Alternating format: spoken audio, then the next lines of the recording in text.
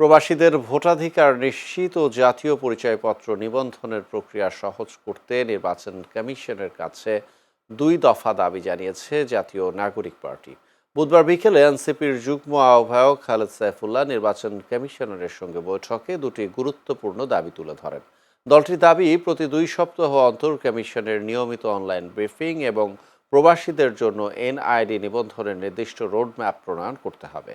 এর প্রেক্ষিতে প্রধান নির্বাচন কমিশনার ইতিবাচক সাড়া দিয়েছেন এবং আশ্বাস দিয়েছেন, পাশাপাশি ভোটের দিন প্রবাসীরা কিভাবে ভোট দেবেন সে বিষয়ে নির্বাচন কমিশন যেন স্পষ্ট রোডম্যাপ প্রকাশ করে, এ দাবিও জানানো হয়েছে। এনসিপি শাপলা প্রতীক বরাদ্দের জন্য প্রয়োজনীয় কাগজপত্র ইতোমধ্যেই কমিশনে জমা দিয়েছে। বৈঠক শেষে সাংবাদিকদের এ সকল তথ্য নিশ্চিত করেছে দলটি।